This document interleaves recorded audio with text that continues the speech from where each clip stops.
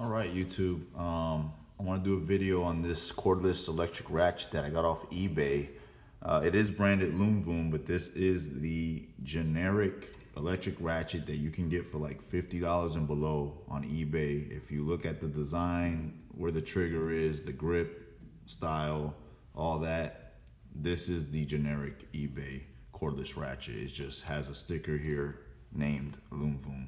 And the reason why I bought this brand or this branded one was because I have another Loom Boom 12-volt drill, and I thought that the 12-volt batteries would be interchangeable, but they're not. They're totally different. So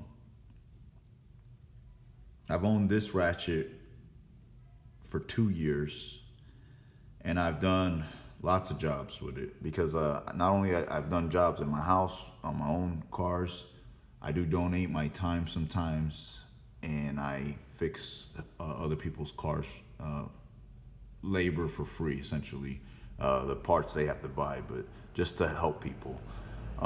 So I've done multiple jobs with this. I've put it through the rigors.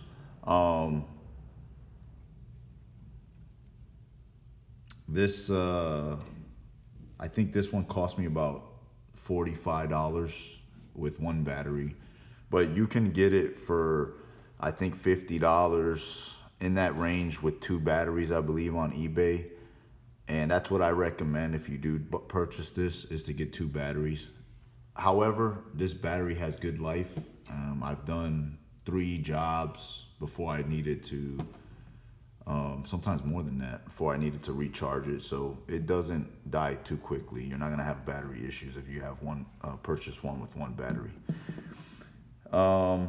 It has just this little trigger right here.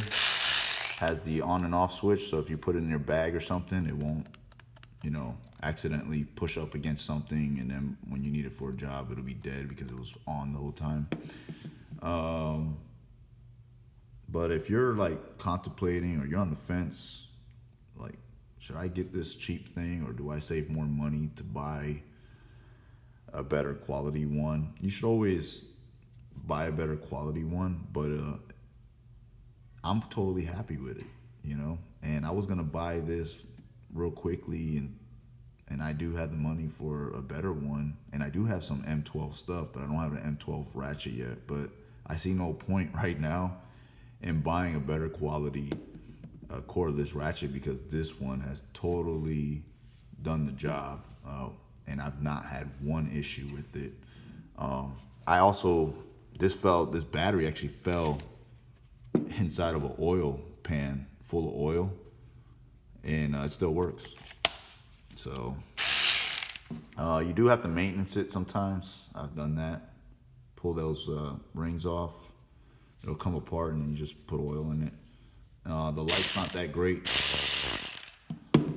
because it is only $50. Remember that. It's not gonna be perfect.